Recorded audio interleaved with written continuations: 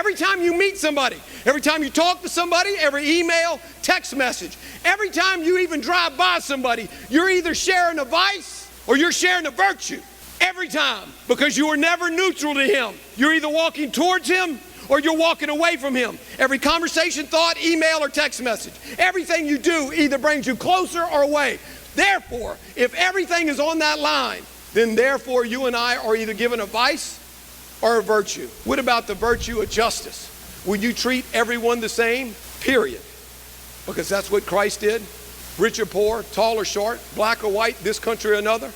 Will you treat everybody with justice? Will you treat everybody with prudence? The right thing, the right way, which means probably saying absolutely nothing. Will you temper your desires to do what you want so that others can do what they want? Will you give them the virtue of fortitude? That means that you will dig your heels in and you'll do whatever it takes for the good of the greater of all and less about me. We live in a world where we are narcissistic.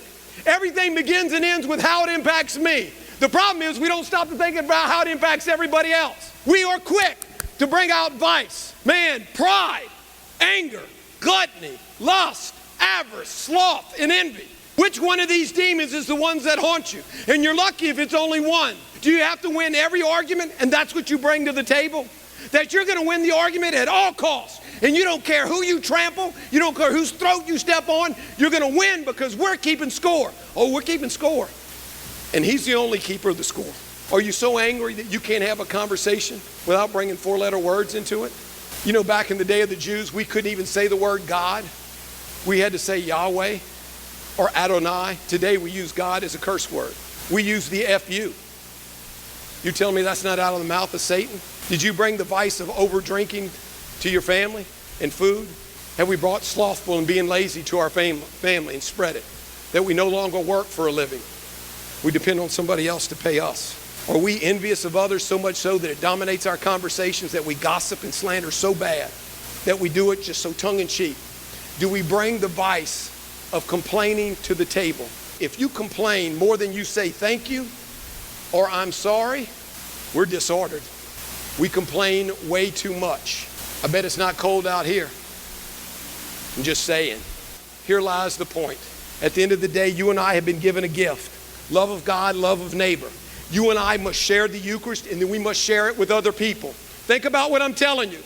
You and I, the only way we will ever grow is that you and I share the gospel of Jesus Christ with others. We share the Eucharist and what it means with others. Because one day you and I are going to be judged, and we're going to stand before him.